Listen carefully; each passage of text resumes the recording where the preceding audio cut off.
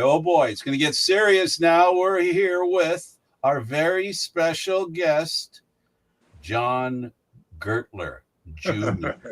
And if you've watched any lacrosse, you've probably heard his magnificent voice on top of the play that's being played in Buffalo. So there's been a lot of important games that John has experienced. Gosh, I guess. To Gary's chagrin. Hi, John. I'm Candid Frank. He's Gary Groob. This is Frank and Gary. Great to be with you guys. NLL Lacrosse Talk. Thanks for joining us. In all seriousness, you're concerned about the league just like everybody else is. But what I want to know from you, how did you come across now being involved in lacrosse? Gosh, it was back in 2004. John Livesey, who was the one of the management teams of the Sabres at that time, running the Bandits, came to me and said, "Hey, John, do you want to do the Bandits?" And I was just kind of questioning. Well, I really had never called an indoor lacrosse game. He said, "That's okay. Have a great time with it. We always have a good time. Chris Swinson, the public address announcer, is going all the time. Music, just have fun with the broadcast. We want to keep the broadcast to an area of just promoting the fact that the Bandits are alive and well." And at that time, they had just made a transition from the Adelphia group that had gone away and into bankruptcy, and Tom Golisano had taken hold of the Sabres and the Bandits, and they really wanted to lift the identity of the Bandits back into the fans of Western New York and Southern Ontario to say, "Hey, we're alive and well, and we're rolling." So they were trying to take advantage of much media externally as they could. At that time, television was kind of like, sometimes it was on, sometimes it wasn't, but radio being just all the time, that's when it started. So I started in 2004 with Randy Mearns as my color analyst, and we did the home and away games. So it's really, it turned out to be great.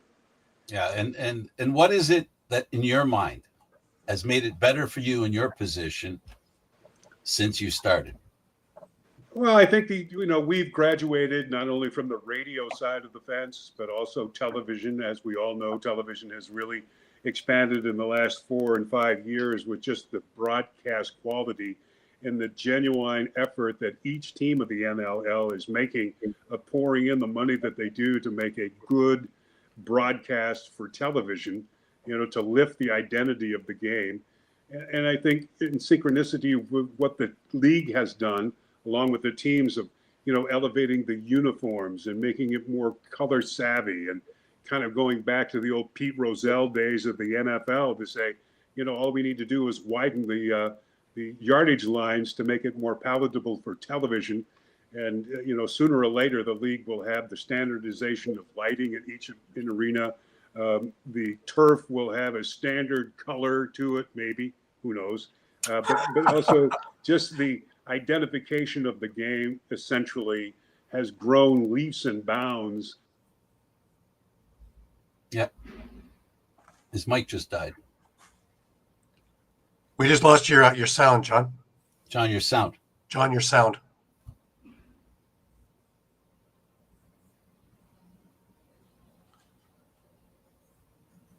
It's not us, right? Nope. Yeah, we've lost his sound. John, we've lost your sound. We can't hear your sound. Your sound cut out. We can't hear you. He clicked the button of some sort.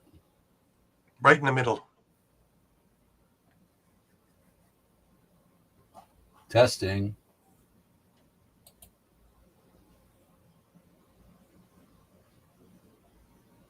He's on a good roll, too. Absolutely. All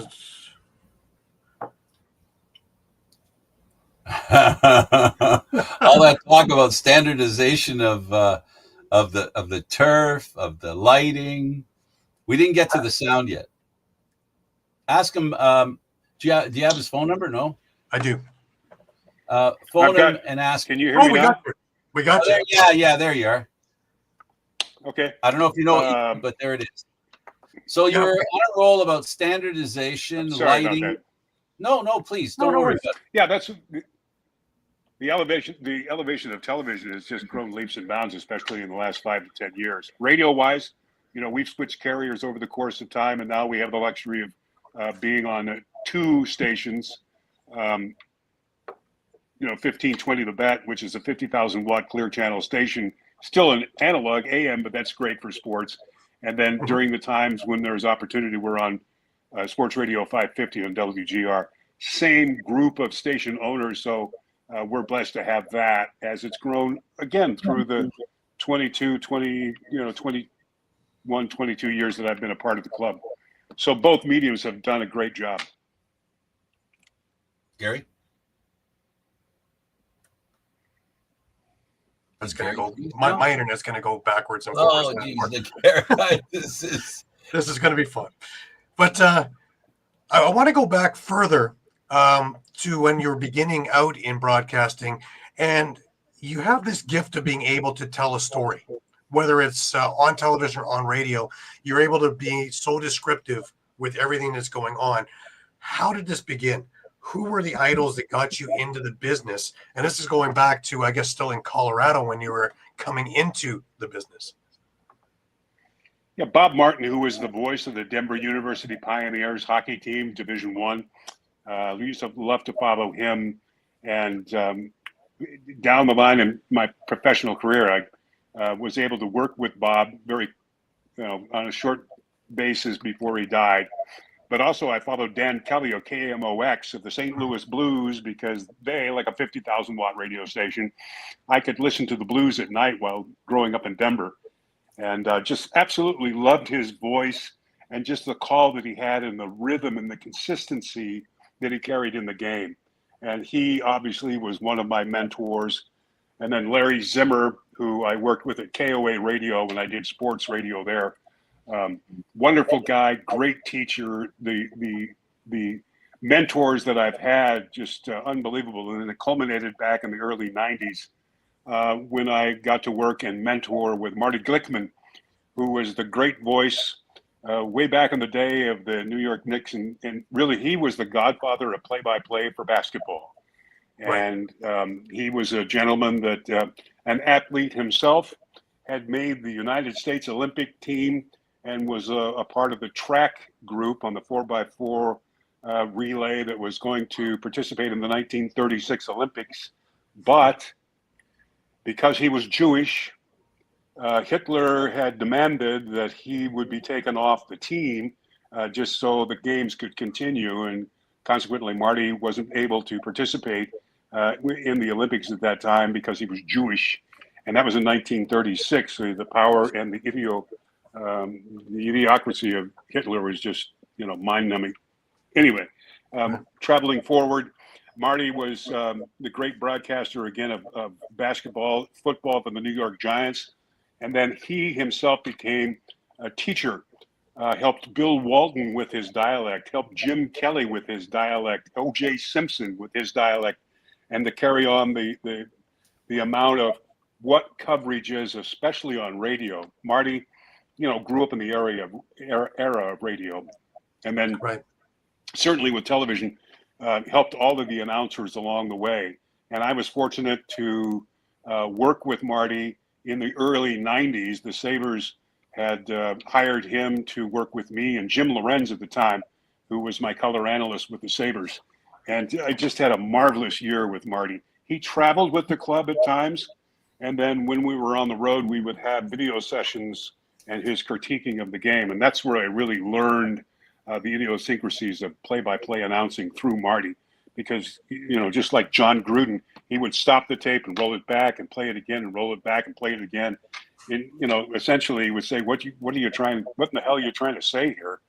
And then consequently learn from him. So grateful for the Sabres organization back in the day to hire Marty to work with me and Jim, but primarily me. I mean, I had a great time with him. It was a wonderful year.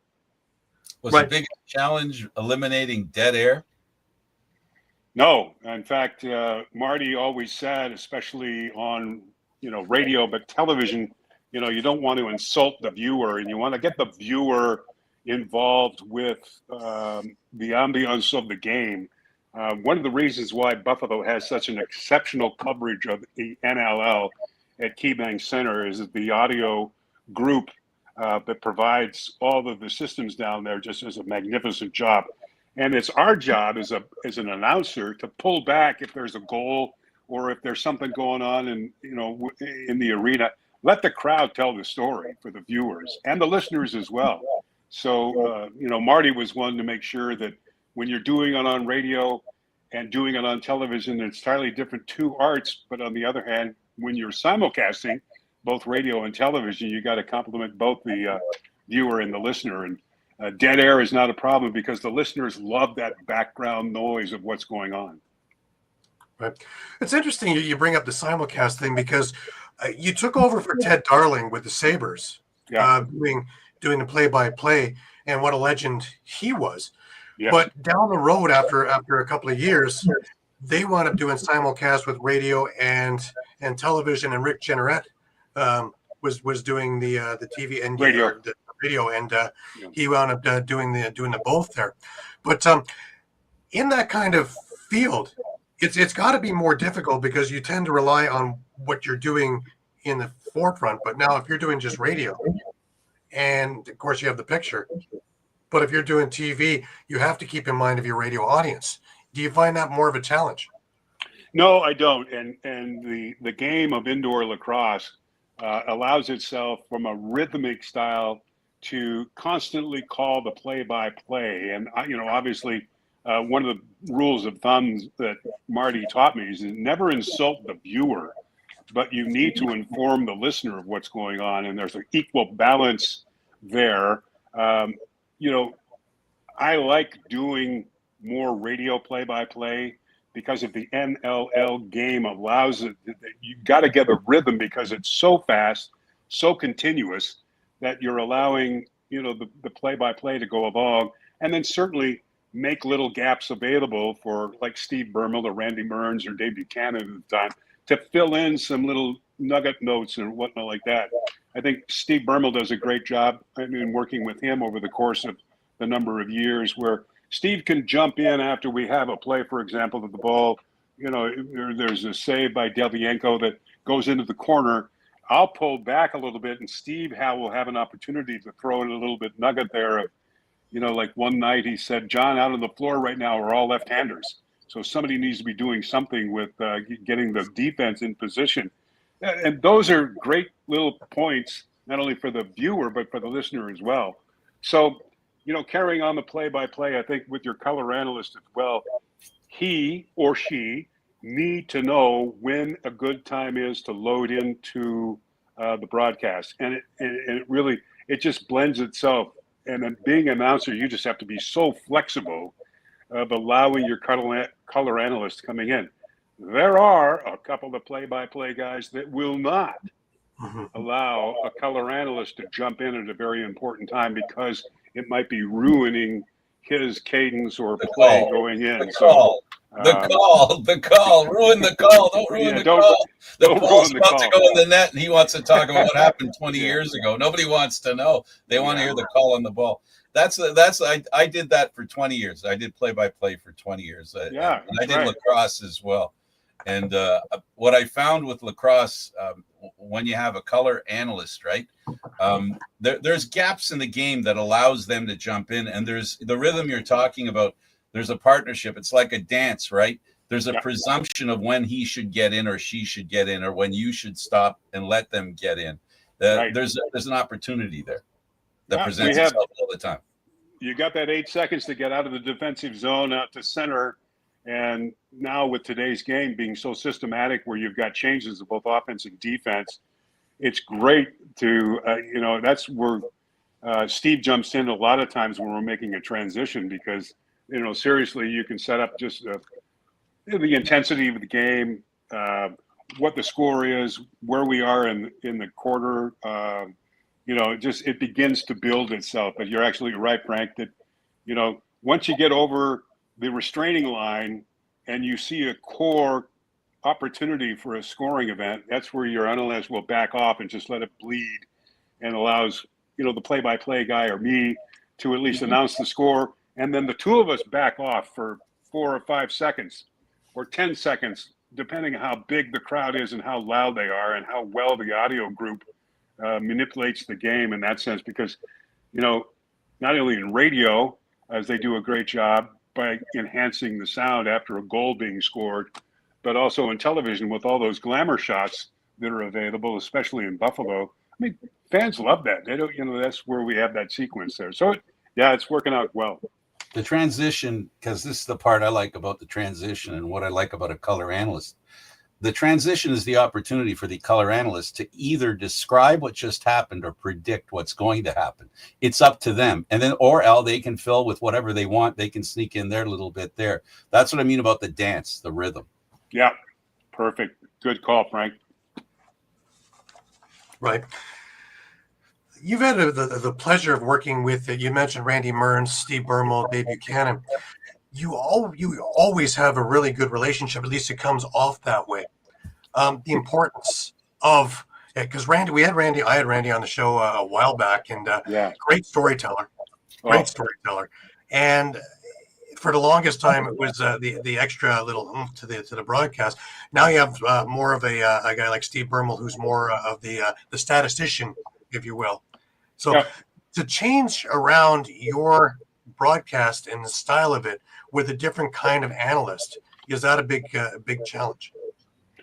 No, I don't think so. And I make it that as on my behalf, because I really enjoyed, especially this last year when I got to work with Brad Challoner on one of the ESPN2 games back in December. Never had worked with him, really had only spoken with him a couple of times, admired each other's quality of work over the course of transmissions, whether it be a text or maybe just a simple hello and crossing at different arenas. And then working with Pat Gregoire as well. Working with him was seamless because we both respected each other and know that we have been a part of this close-knit fraternity of the National Lacrosse League. Right. Probably the highlight, working with all of the guys, was doing the Vancouver playoff game on radio with Jake Elliott. I just had caught him at a particular time in a transition where we were coming in. It was game number 2 in Vancouver. And Jake was not a part of the broadcast team in Vancouver. And through Scott Loeffler, I asked him if we could get Jake to do the game. I just said, hell, I'll pay him my per diem just to have him jump in the seat with me, because I always wanted to do a game with Jake. Right. And we've enjoyed each other over the course of years, being very close friends. And then we had the opportunity to work that second game in Vancouver with the Bandits. And he just did a fabulous job. I mean, pretty much he was just in sync. I always tell the guys that I've never worked with before, jump in when you feel like you got something, because I'll back off.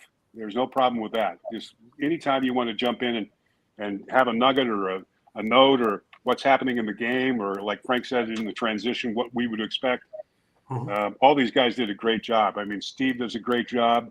Dave Buchanan does a great job when he does a color analyst. And then certainly with Jake, Pat, and Brad, it was a gas working with those guys too. So, and I make it that way. I think, any personality, you don't want your ego to precede you in any way, shape, or form. I mean, just have a good time. We're working this together. And what you see is genuine. When we do a stand-up together, looking into the camera, working against each other, I think is great. And that's the way it started when I first started with Randy Mearns. I mean, he held my hand through the better part of the first season, just trying to explain the game to me. And then Darius Kilgore at that time being the head coach, really was a wonderful help, because I would do a kind of a very short pregame segment on the radio. Now we do a half-hour pregame show, but back in the day, we just did a short pregame show with the coach. And at that time, I was asking him stupid questions. And Darius said, there's no stupid question. Nope. And so he really helped me in a sense. And he would help me away from the game as well, just talking about the nuances and To this day, I still have the opportunity to sit in some of the video sessions with the Bandits, whether they're offense and defense and special teams. And I'll sit in the back of the room. I'll try to follow out, what they're looking at, the amount of schematics that they're putting together on the videos and the drawings they're doing. For the life of me, I still don't understand what the hell's going on. There's another thing. There's another thing to drill down on when you're talking about the communication with. There's another thing, Gary, that happens is what seems like a lifetime to the play-by-play person. A pause you may not realize this, Gary, but it seems like a lifetime to the play-by-play person. But it's enough of a window that the color person knows that's the opportunity to jump in. Right. So there's a subtle pause that happens where you're basically, without saying, so what do you think? So there's this thing that happens that they know that pause means, okay, jump in, you're in. Yep. And there are times that I'll forerun the situation with a color analyst to say, could be our home games, and I'm not saying with the road games, especially with the technology that we carry with the road games, especially on radio. Even though on the road games, the majority of the games I do by myself because we don't carry the color analyst for the road games. But, to tell the guys, just say every time there's a score, we'll just back off anywhere from 5 to 10 seconds just to let the crowd take over. And Tom Matty, who's our chief engineer of our radio coverage, just does a spectacular job of making sure that he's got surrounding mics and everything's covered. And then, I speak so highly of KeyBank Center because it's all geared for hockey and a lot of the infrastructure is already there. So when we come in for a game, even with Dome Productions out of Toronto that sets up and we'll essentially run the game from Toronto, but the truck and the tech gear, especially with sound, I mean, they've already got the mics hung for hockey and all they do is just plug into it and we get that beautiful nat crowd sound that the NHL gets. So we're pretty fortunate in our building. But even on the road, when I work with, we're fortunate enough from the Bandit side of the fence to work with NHL engineers, the NHL cities that we go into, Hamilton included, because the NHL engineers will come from Toronto to work our game, but they provide great background mics and facilities for us. So we're pretty well covered on that sense. Right. How has this thing improved over the years from when you were in the Memorial Arena, over the auditorium, to where you are now? Because I remember watching games over in the odd and sitting in the orange, and you'd be afraid to look forward because you might wind up on the floor. And the booth couldn't have been that much more high tech as opposed to now, which is just absolutely state of the art. It has made quite a transition, and as we know through the area of communication, especially broadcast faculties, it's just changed, and it's changing every year. Just the value of broadcast availability is unbelievable. Working back on the odd, it wasn't straightforward. I mean, we had a few toys available to us, albeit the press box area, which was the hanging gondola in Memorial Auditorium, was small, but certainly served its purpose. And then many of the games that I did with the Sabres, home games, along with Jim Lorenz, we would walk down the Oranges and climb over the railing there. And I don't know if you remember, there was a small turret over, at the last row of the Oranges, and then over the concrete barrier to a turret that we had to climb down a ladder to. And it was enough for myself and Jim and a camera operator. And that was it. Right. And we all sat at a table and did the game. But I'll tell you, the sight lines were unbelievable at the odd, doing those games in that turret, climbing over the cement edge of the first row of the Oranges. I mean, in itself was a pretty good task. And then we were graced to do the same thing when I did games at the Boston Garden. You had to go through the gallery gods, which was way up on top. In Boston at that time, at the Garden, they had poles on every row. It was so steep. When you got up, you could hang on to a pole in front of your seat.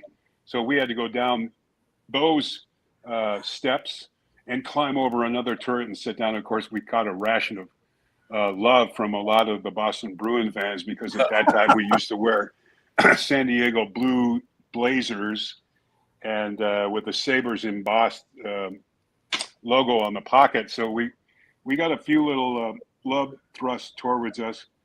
And the same thing in Chicago. When I worked in Chicago Stadium, the old Chicago Stadium, Yep. you had to go down to the rows and climb over the turret and call the game from there. So I've been fortunate to work those games, albeit those buildings are no longer there, all three of them. But boy, wonderful sightlines in Boston. It felt like you were at the old Garden City, if that's what they still call it, then in St. Catharines, where when I was with the Amerks and did the games there. Man, you were just right over the ice. It's pretty cool. Odd, no. Boston and Chicago, great spots to do a game. And then, for Chicago Stadium, just to see on one end of the arena was that Barton organ. Yep. They were worried about the seats. They just had that Barton organ going there, and it was all wind operated, so you could see the vessels moving in the top of the ceiling of the arena, how heavy that Barton organ was. Wow. Now, you've done over 400 consecutive games for the Bandits, and again, they finally recognize you with the Tom Borelli Award. Oh, yeah. Congratulations. So well deserved and so long in coming. Talk about it, when they finally they let you know that you're the award winner, because that's a great company that you're with. Yeah, thank you. Yeah, some great members when the award was developed posthumously for Tom. Scott Loeffler called me the day that it came out and said, "Congratulations, you're the Tom Borelli Memorial Award winner." So it was a nice honor. I'm certainly honored from the standpoint of Tom, and again, along with Darius Kilgore and Randy Mearns. Tom Borelli, who was the beat reporter for the Buffalo News, back in the day, they assigned Borelli to cover all Bandit games. And the newspaper used to carry, quite a column of inches for Bandit coverage. It was phenomenal. Always front page news, and Tom had stories. And I worked very closely with Tom as well, as he taught me some of the nuances of the game. Always was available for my halftime guest. And he had all sorts of information with respect to the league back in the day, because he started right when the Bandits started in '92. So historically, he had everything you wanted to know about the Bandits from day one, including the 45-minute delay that they had in game number 1 back in '92, when they couldn't sell the tickets fast enough to get the fans in the building. But, Tom was a great teacher for me to help me out and many of the intricacies of the game. And as I had mentioned several times before, Tom has to be very proud of his student receiving his award. Absolutely. Now, you have been known for a lot of, should we say, Gurtlerisms, a lot of the quotes that, top shelf where mama hides the cookies, the crowd's on beat, the place is a jungle. That's not just a goal, that's a statement. How do they come about? Just off the cuff, or is it just like, I could find a place to use this or use that? Yeah, that's pretty much off the cuff. Top shelf where mama hides a cookie was Rick Jenretz for sure. So he had that copyrighted. I think the two that I use, and I don't use it anymore. That's I always call it from Nick Weiss. I call it Weiss's Pieces, just for the fact of his favorite chocolate. So anytime that Weiss scores a goal, I mean, it's on a regular basis he'll score, but it's always fun to say Weiss's Pieces. Nick Weiss scores the goal. And then when we started the Great Dane, I mean, I started that, and I always say that's not a stray dog, that's a Great Dane. And that worked out well for a while. And I kind of pulled back on that because, that's the group, even called the Great Dane group, started from that. And then I think it's pretty cool when they introduced Dane on the opening lineup, when he runs out from the tunnel onto the field, he sounds like it's booing, but actually they're barking. Yep. Which is cool. Well, Swinny, some of the times it'll just come off the top of my head. that. Right. And then you might keep it. Yeah. You know, the great, I used the Stray Dog Great Dane for a couple of seasons, but I pulled back on that a little bit. You know, the league, not that they said anything, but, you know, they always, the league is striving to make it down the middle from the standpoint of, especially when we call games at home, because we remember that we have a visiting team that we're also providing the broadcast for. So not unlike the NHL where the talent team comes in from Boston and the talent team for Buffalo, we're doing the games as well, for example, for the fans in San Diego when the Seals come to town. So the league, not that they said anything, but you kind of got the feeling that you want to be down the middle a little bit, you know, and I think some of the fans sometimes, not they get upset, but they're wondering what's Gurtler doing when he's calling the goal for San Diego, and he uses almost the same octave that he does for the Bandits. But I'm reflective of those fans that are watching the game from San Diego as well, and I always check in with the public relations department, like, where is their watch game tonight? And, you know, if I have time or if I remember, but many of the times I'll jump in and say, hey, we'd like to welcome the watch party happening tonight at Bill's Surfside Bar in Pacific Beach, California, you know, which is down by San Diego. I mean, that adds a little bit of the element of the broadcast. And again, remembering, especially when we do broadcasts in the NLL, we're doing it for the away game as well. So, you know, Georgia and Buffalo, and same thing. And you want to make sure that you carry those fans, that they're witnessing the game as well. And you got to call an even stretch of the game. That's another, Frank, is very important too, especially in doing the television end of the business, because you're doing that away game as well. So you got to be down the middle. Some fans do question why I raise my voice. There's an octave when the visiting team scores, but you got to remember that they're watching it as well. I'm gonna help. Foster Hewitt was asked a question, and he did the Maple Leafs for decades. Right. And they asked him, they said, why are you so loud when the Leafs score? Because I'm trying to be louder than the fans that are in the arena.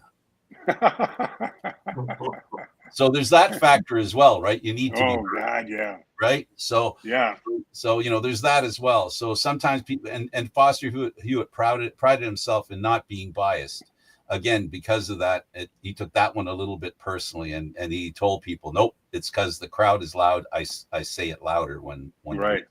Yeah. So which there's truth. Same with Joe Bowen too. You know, God, I was driving down the QEW one night listening to his playoff game, and I just about drove off the road when somebody scores for Toronto. I mean, that's different. He's great. He's a homer. I don't think his last year is going to be interesting. He's retired. I don't know if you heard. This is going to be Joe Bowen's last year. It'll be the home run. It's great. He's wonderful. Like a lot of the guys that called the game over the course of years. You know, Mike Emmerich, all the guys that have done just a fabulous job of covering the game.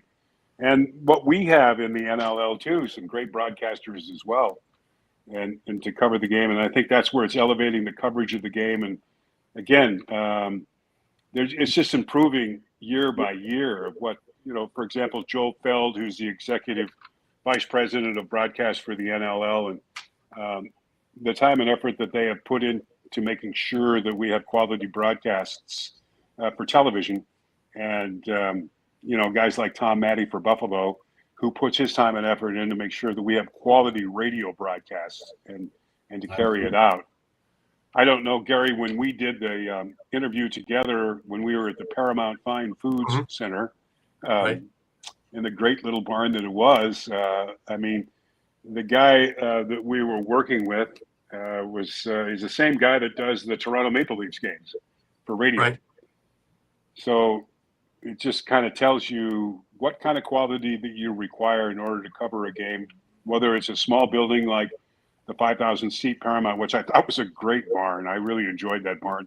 And then again, they do the games with us up in Hamilton, which is going to be fabulous. Just the changes that they've made. And they reconditioned the press box already, a couple of years ago. I remember the press box has already been improved dramatically over the years.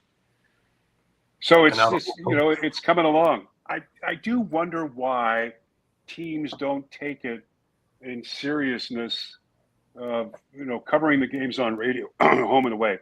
Rochester with Craig Grabinski, Ripper, and myself, and I think Cody up in Saskatchewan. And then I don't know if Vancouver does it anymore or Calgary. It befuddles me that they don't cover radio on a league-wide basis on a game-by-game home and away, because I really think, albeit, say what you want with terrestrial radio or analog or AM, there's no better place to turn on a level over to the radio to listen to a game. I'm a firm, maybe I'm old-fashioned, but I'm a firm believer that it's still the lifeblood of radio. To turn on that game, whether it's baseball in the midst of summer or a hockey game or an NLL game, I just think it's so important. And it befuddles me that the league hasn't made a standardization that you will provide radio home and away. I used to listen. I know that's few and far between. I used to listen to the St. Louis Blues and Dan Kelly when the Leafs were on the road, because we could get that late at night because of the time, the hour, and we'd be able to listen to that. And I just want to drill down on Dan Kelly. Now, for those of you who may not know who Dan Kelly is or do know, he was a preeminent announcer in NHL hockey. He did the weekly broadcast. Yeah. His voice, he had such a beautiful voice, even with that AM less than stereo sound. His voice was analog. Came out. His voice still came out. It's part of why he was so good and why people appreciated him so much. Oh my gosh, yeah, always the best. And as I had mentioned earlier about Dan Kelly, fortunate enough when I was growing up that we got the KMOX radio waves in Denver, at night, because the 50,000 watt radio station takes precedent, and that's why you've got a little bit more of the power on a 50,000 watt AM radio. And it was always a pleasure listening to Dan Kelly. And for the life of me, I have no idea or the reason why the St. Louis Blues let John Kelly go, his son, who had a similar cadence to his father of doing a game for the St. Louis Blues. I mean, Dan had his style and John had his great style. I got to work with John when I was in the American League with the Amherst, and John was the voice of the St. Catherine Saints. And, he progressed in his years, and his 40th year with the Blues, and they decide to go a different way. I mean, I hope that he gets picked up by somebody, because he, like his father, is a great play-by-play guy. Right. I agree, because I still find myself flipping on the radio, because guys like you who have come up through radio are so much more descriptive when it comes to the game. The cadence is one thing, but the description that goes with the cadence works part and parcel of the broadcast. And I find some of that really lacking in TV broadcasts. Yeah, it happens. And unfortunately, we tell fans to make sure that you listen to the radio, you turn the television volume down and listen to the radio. But unfortunately, just the way digital is set up these days, we're 7 to 10 seconds behind the digital push. So one way we try to get out of that, and whether sometimes it works, sometimes it doesn't, and you probably seen it in the fast break stories that I do on a weekly basis for bandits.com. At the end, and I'll talk about the broadcast information, they say, don't forget to freeze your television at the opening part of the broadcast. And then what it does is allow radio to catch up. So you freeze it right before the guys go to the face-off dot, or at the face-off dot before the referee blows the whistle. Right. And you let the radio bring itself in, because we're coming in 10, 9, 8, 7 seconds coming in. And then when I say, sometimes I'll get the cadence to say, not Jake Elliott's Let's Play Lacrosse, but I say, now it's face-off. And then people are supposed to unflick their freeze on television on their handheld. And usually the sound syncs up. Right. But it's so difficult now, because so many digital waves that are happening. It used to be you could do it even 5 years ago. There was a big push to make sure that you could turn down the television of the NFL game when the Bills were on, and you could listen to Van Miller and John Murphy. They had it synced at that time where you could do that, but now it's so difficult because so many different frequencies and carriers that it's 7 to 10 second delay for radio. So, John, you're in a bar with 7, 8 TV sets watching the same game. They're not going at the same time. I know it. Right? Something, yeah. So your point is well understood over here. Let me tell you. Now you've been an absolute staple in Buffalo broadcast, but we're remiss if we don't talk about your time with the Buffalo Bills and the 10 years of being the PA announcer. Yeah, with them through some of the craziest times, because just after the Super Bowl runs, and still with some of the craziness of a Bills game. Talk about working with the Bills. Oh, it was a blast. Again, John Lipsey at the time worked with the Sabres, got me to do. I backtrack on that. John started as an intern with the Buffalo Sabres and then went on to an executive position with the Bills. And right after I left the Sabres, or was relieved of my duties with the Sabres, John Lipsey called me at the time from the Bills when he was one of the vice presidents of there. They said, "We want you to do the in-stadium play-by-play." So that was another feather for John Lipsey to call me to get that job, and it was absolutely fabulous. Joe Pinter, who was recently released by the Buffalo Sabres as the executive producer of Sabre Broadcast, was my spotter at the game. He would sit right next to me, and certainly, we had to do commercial reads live during TV timeouts and whatnot like that. But during the game, it was Joe Pinter at my side, certainly helping me out with the yardage, the ball carrier, the pass, the yardage, the punt, the yardage, everything. Mm-hmm. If it wasn't for Joe, because he did this all of it in his head, I don't know how he did it, but within seconds after the game, after the play was ended, he would, tell me Rob Johnson's pass intended for Eric Mold's, gain of 17 on the play, or pass completed, gain of 17 on the play, first down Buffalo, and then certainly he would identify the running back for the Bills and the ball carrier, and for the visiting team as well. Certainly it was a very intense 3.5 hour game. It was just sitting there, but all the credit goes to Joe Pinter at that time, who was my spotter. And at that time, Joe was, he was also working for NBC Sports. On a Saturday, he would be like at Notre Dame or one of the college games that he would be doing as a producer or part of the production team, would get back, do the game with me in Buffalo, and then certainly his job responsibilities with the Buffalo Sabres as a producer. And, Joe was also the executive producer and director of Sabres Tonight that I did with Brendan Brennan on a weekly basis, which was a video magazine back in the day. So all my credit goes to Joe Pinter. Had a great time doing it with the Bills, and very exciting games that we called. Certainly didn't make it to the Super Bowl, but we had a lot of fun. Absolutely. Now, over all the years that you've done Bandits games, there has to be some memories that stand out. Obviously, you've been part of 4 championships, 3 in the last 3 years. Yeah. But also you've been there for the St. Valentine's Day Massacre and some of the other terrific. I have to bring that up. But there's been so many Bandit memories. Is there anything that stands out in particular of calls that you've been part of?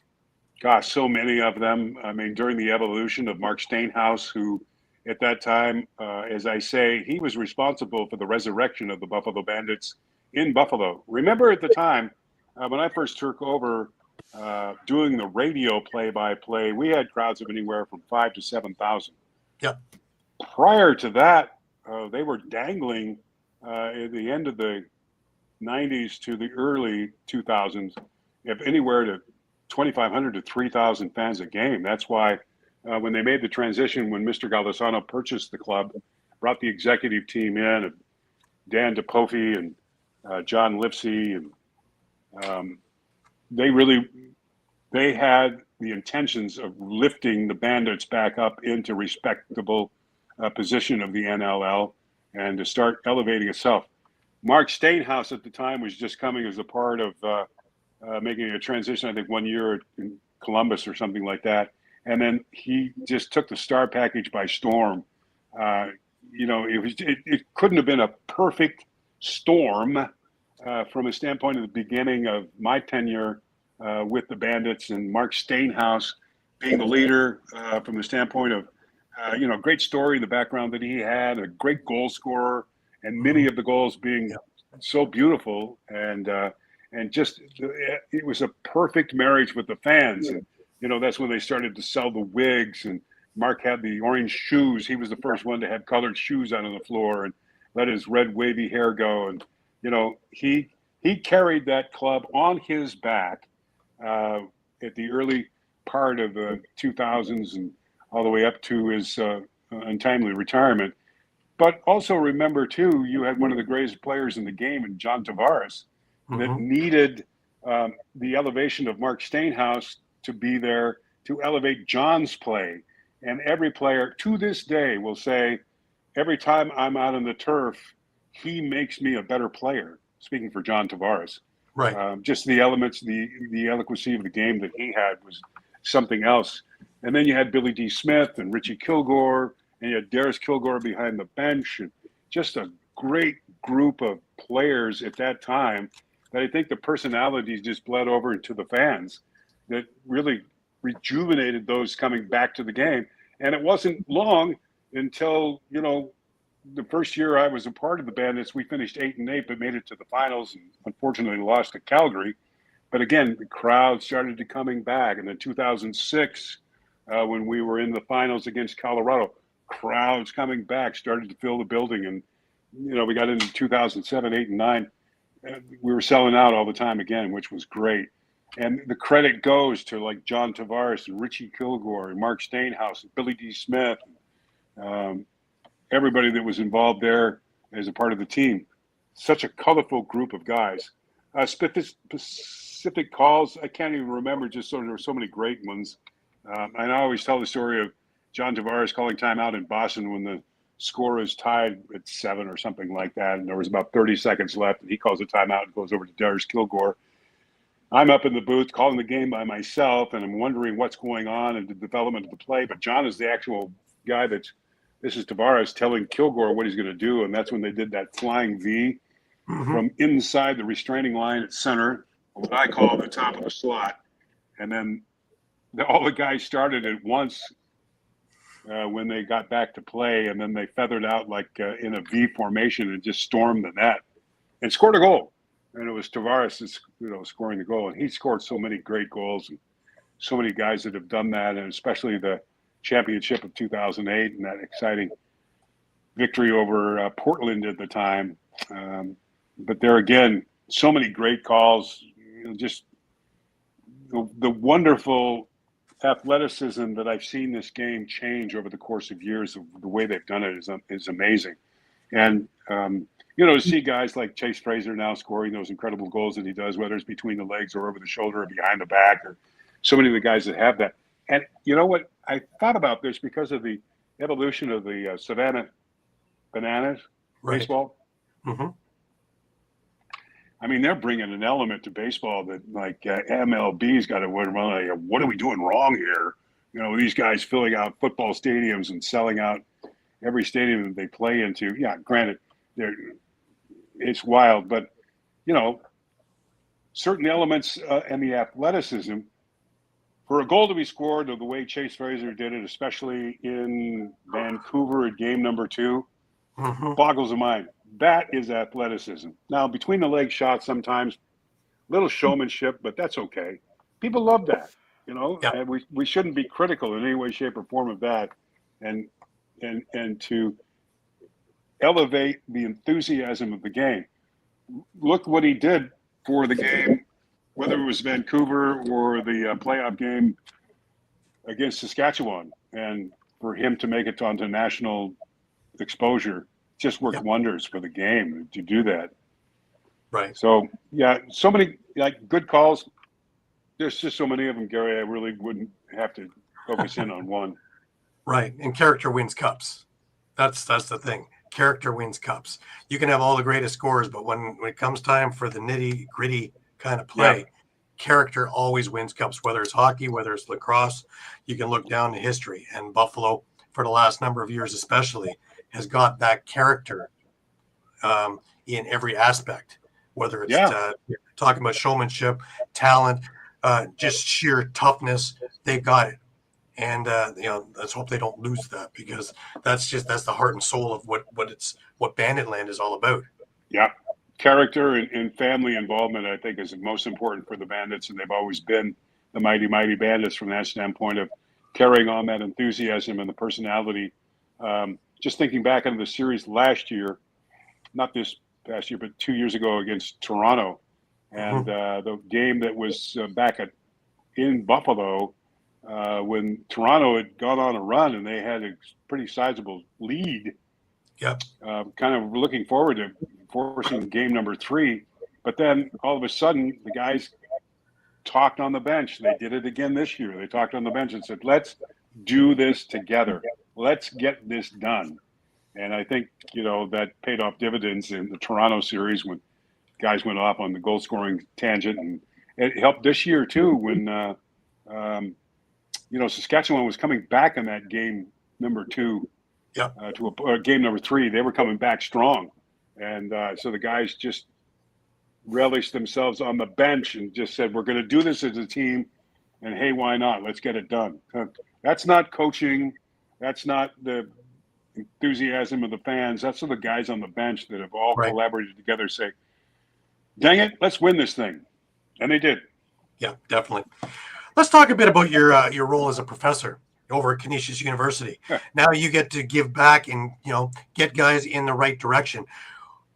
What's your main advice to these guys and how to get in this industry and stay in this industry? First and foremost, I always tell the students never to call me Professor Gurtler. You can call me John or Gertz or Gertzy. But on the other hand, the students that I had were very attentive from that standpoint of making sure that they knew what the readability is in certain instances if they wanted to be a sports reporter, and the importance of quality writing, and then also quality cadence in response. I always told them the first and foremost is read the newspaper, because the newspaper is meant to be read. It's not to be read out loud. And it's difficult if you want to be an announcer in order to carry on just the cadency of the way the newspaper print is structured. That lifts your readability standpoint. And I don't know who told me that. It was way back in the days. If you really want to improve on being a good announcer or a sports announcer on radio, read the newspaper, because it's meant to be read. And then you'll find it with when I was doing sports reporting on radio, like at KOA or KEXO or wherever I worked. We always had the flexibility of the AP wires. I don't think they have those anymore, but those would be, Frank probably knows that, where the wires is spit out on a continual basis on a roll of paper that goes all the way across the floor. Yep. And you would cut and paste your stories. And they were really nicely written, and they were written for radio. So the AP wires or the UPI wires that would come across, they were, written primarily in a little shorter sentences, and the voice octave of your reflections of the way you carry it. So, I always say, when you're going to end a paragraph, end it with your voice coming down. And then if you're in the middle of a sentence, you want to keep your cadence and voice inflected going up. So you keep the listener's intention. And same way when you do commercial reads, the same way, you pregnated pauses and then your captures of paragraphs. But the guys that I've had and the students, they've done great jobs, and I always assign them certain reporting jobs and doing the play-by-play, and we'll throw it up on the screen, and then each student will do a play-by-play of a game, or whether it's football or hockey. So those are carrying on. Have I seen any of the students have graduated over the couple of years? I think it was with Canisius 4 or 5 years. I think one went on to become a reporter in soccer, which was good. But, like any profession, there's only so many jobs. So many jobs available. Oh boy, I have Gary and John, because of what I do. There's like I cover the Toronto Argonauts, okay, and what happens is because they're willing to have media people come in, you'll get teachers that bring 5-6 students with them, Yeah. right? And why it's like a cattle call, and the thing of it is, it's almost no different than athletes. You know, it is hard to break through. I hope people understand when you said you had somebody that did soccer, the odds of somebody actually doing what you're teaching them professionally, it is tough. It is tough, requires a lot of patience, and requires the most important thing is to never stop believing in yourself, which is the killer of a lot of people who go into the business and just give up because it's not moving as quickly as they'd hoped. No, yeah. And I told the students, always be prepared to move to a rural area where you want to go out in the market and really develop your chops, or woodshed, as I call it, in order to get yourself in shape. And then, for example, back in my first television job was in Grand Junction, Colorado. It was an ABC affiliate. It was market 236. Out of that time was 258 television markets in the country.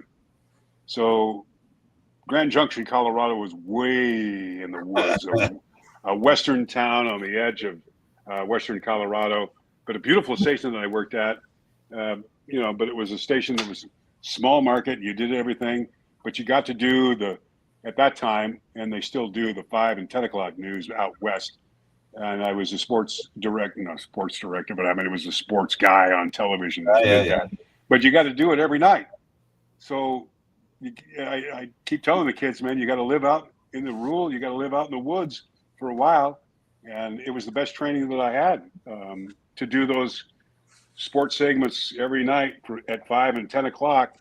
And sure, it was a small market, but your chances of moving up to the big time, market 50 or market 30, or if you want to work at ABC, NBC, or CBS, those are few and far between. Right. Once you start that run, you're starting in a certain place. Now you got to go to a real small town till you could head back, because most of them want to work where they are. Oh yeah. So they can't. That's you have to go far away from where you live to work your way back. We have a couple of people, Gary, that in your history with the Argonauts, we have a cheerleader, and because TSN is associated with the Argos, we had an Argo cheerleader. She was the captain of the team. She went to small town Saskatchewan to do television, and now she's back in Toronto. But it took a bit for her to go from there to come back here. It's really there. I don't know of any other career that requires the commitment and the willingness to put up with disappointment at a clip that I don't think any other, it really tests your patience and your belief in yourself. Right. That's why you got to start out in the boonies, and you want to do play-by-play, you got to start out in certain leagues and then try to get yourself back. But your chances of getting an NHL job are few and far between. Oh my God. But I always tell the students, or those that are working out in rural markets, don't forget to make what I called back in the day, escape tapes. So if you had a good broadcast, or if you were part of a good series, whether it was college football or something like that, you had your escape tape would be anywhere from 1:30 to 2 minutes. That's all. But it had to be highlights of your best part of what you've done in television. And then, late at night, you'd sit after your sportscast was over, and you maybe stay 2 or 3 hours, and you make escape tapes. And then you send them out to different markets to say, I'm growing, take a look at me if you're looking for somebody, or something like that. So you gotta remain positive and proactive. Absolutely. Now, how do you keep yourself and your energy fresh in a long season? Exercise all the time. Especially a regime that I do in the morning with Steve Dietrich, especially when I'm on the road. We're both inside the fitness center, dark early in the morning, and you get a workout done. Always, take care of yourself in any way, shape, or form. Nap just like the players nap. Make sure that you're elevated to the game and prepared. because the majority of your game, albeit you've done a week's worth of prep work, and in the broadcast business, Frank, you will attest to this, that, you'll develop as many notes and as quality little nuggets, everything else like that. It's the 80-20 rule. 80% of it you'll never use because you'll never have time to get to it. But it gives you that mental approach to say, I must prepare for the game and prepare as much as possible. So, obviously having your rosters done and memorized as much as you can, making sure the stats are correct. And then certainly as an individual, always make sure you're on the bus 10 minutes beforehand, which is very important. Same thing with travel, and then prepare yourself for the game coming up. And I always, again, another point to the students, when you, and Jack, Buck will say this, or not Jack Buck, but what's his son's name?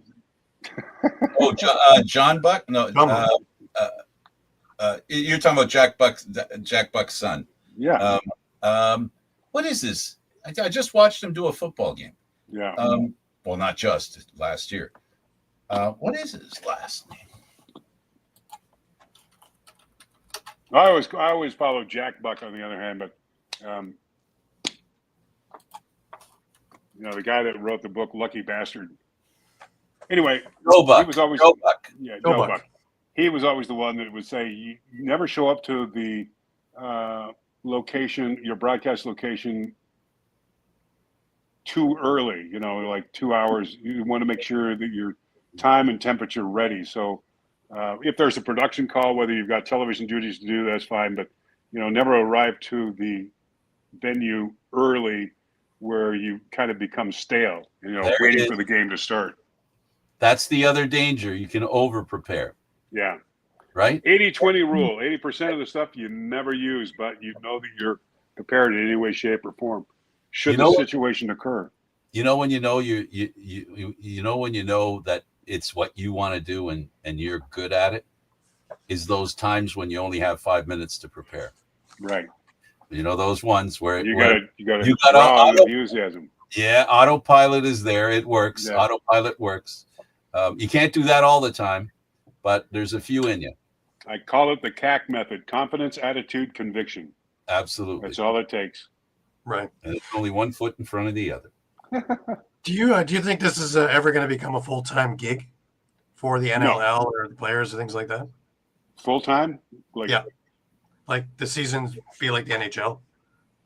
I think, I've heard 24 games. I've heard 34 games. I've heard 40 games. Those are way off in the distance. Yeah. I don't know if this is really coming to it should, and it will someday down the road. It's not happening this year. It's not happening next year. Right. But I think it's such a great game. It's so fun to watch. It's so fun to be a part of. It's just, it boggles my mind, some of the sporting events and other events that they carry on television these days. And we can't get ourselves in front of the people that say, this is great. Yeah, sure, they're going to say, well, you're playing the NBA, the NHL, the NFL. Once the people, they say this time and time again, you take them to an NLL game and they're going to be back. Yep. Now, is that arena savvy? Yes. I think what Joe Feld and the group has done over the course of the handful of years that they've been involved to make it palatable to watch on television, it's growing. And I think people are following it from a standpoint of saying, this is pretty exciting.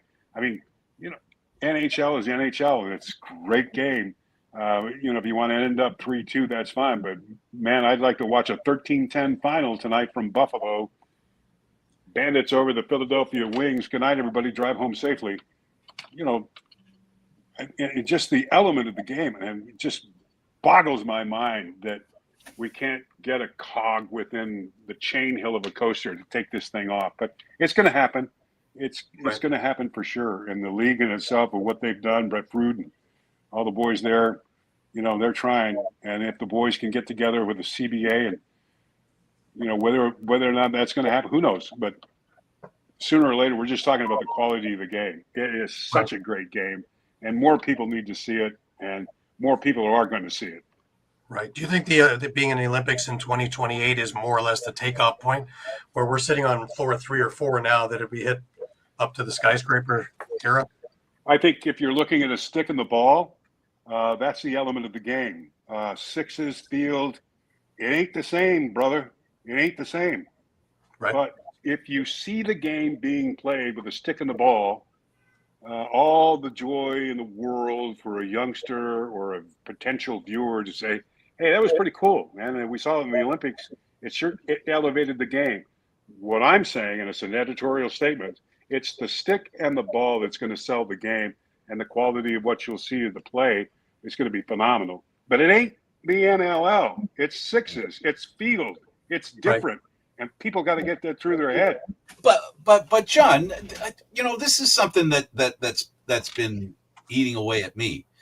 The sixes part, the Olympics, what you're saying, I agree with 100%. And you're setting up not the opposite of disappointment. Somebody who checks out and sees the Olympics, sees the ball and stick, and watches the game that way. And then they go, if they're willing to take that next step and say, okay, what other lacrosse is available? Right. The hope for me is that, let's say, just to put a number on it, 100 people watch the Olympics, 50 of them say, I'm going to check out other lacrosse. Right. I think 25 of them will see NLL, will see indoor box lacrosse, and it'll blow their minds. It'll just blow their minds. Just getting them, we do every week we ask guys, what made you pick up the stick the first time? And there's this magnetism that the game has. It's just a figuring out of the way to get that magnetism, right, to people who've never seen it before, right? Yep. And that's the issue. It's hard. It's hard to do. Yep. And I think what the Olympics will do is just elevate the game. As I say, we're starting with the roots, the stick of the ball. Quality players will be there. NLL players will be on the respective country teams. It'll be a showcase. Hopefully they talk about the NLL when they're doing the games. They talk about the various types. Well, of they better, because the other league doesn't. Because as an announcer, that'd be the first thing. That'd be part of my research is how to bait and switch, right? Yeah.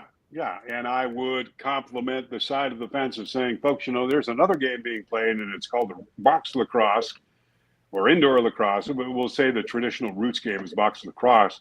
That is played on a different type of surface and playing area of 200 by 85 feet. The nets are different. The sticks, I don't know if they're going to use wood sticks in the Olympics for the goaltenders or whether they're going to stay whatever they got. But anyway, it'll be a game. And the sixes, I'm sure they'll be exciting. And it has to be a carryover. But don't put all our eggs in one basket here and just say it's the end all. It was just saying, the game of lacrosse is going to be in the Olympics. Yeah, it's going to be in the Olympics, and it's great. And first time since 1912 or whenever it was. Our element of the NLL game is entirely different. And hopefully this will carry the enthusiasm, like you say, Frank, fans saying, yeah, I watched it on TV and I saw these guys, they were traipsing all over the field and whacking everybody and scoring goals so pretty. And I understand there's a game that's played in the wintertime, or whether it's going to be played in the wintertime or summertime, called the NLL. We want to watch that. And it's on ESPN or TSN. That's why it's important who the broadcaster is. As an announcer, I understand politics. And that's going to be another key. I don't know. NBC seems to really work hard at getting the Olympics. Oh, I'm sure they'll have somebody that'll be good. They'll be quality, and hopefully they'll have a little tutelage of, and then the infusion of the NLL. That all depends on whether Paul Rabel gets in there. If Rabel gets in there, we're never going to hear a thing about the NLL.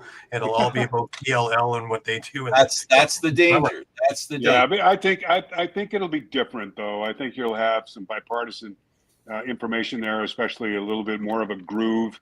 If the NLL, which is marketing from this point of saying the enthusiasm of the sixes and the fact that they're in the Olympics, they're going to have their say within the context of making sure that people understand that there is a professional league that's played box, and this is where you can watch it. I'm sure they'll be able to do that.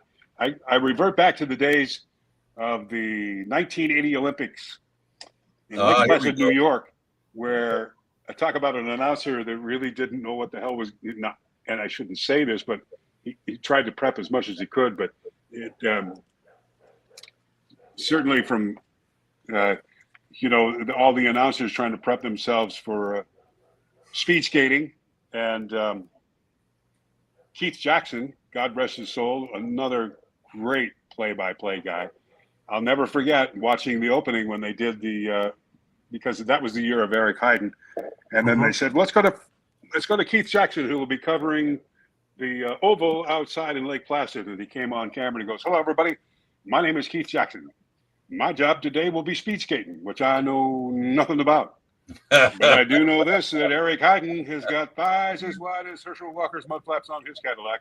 Here's Walker at the 35, the 40. I mean, and it was phenomenal the way Jackson just said, and he was truthful to the viewer. He said, my job today will be speed skating, which I know nothing about. That's confidence. That is confidence. Yeah. And, Keith did a great job covering Eric Heiden outside in the oval in Lake Placid. That was back in the day, huh? Amazing. Do you believe in miracles? Yeah. And that line we still hear. To this day, we still hear. Yeah. Which is fantastic.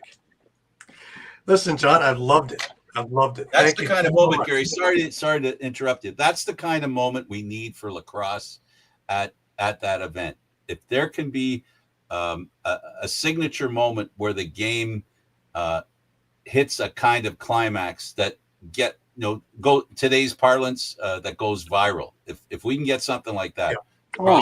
A shot. I'm sure they will. And sorry, the indigenous part of the game and the importance, I'm sure, will be covered, and the evolution of the game, the creators' game, and the idea that it was, on the field in the battle and preparing for men.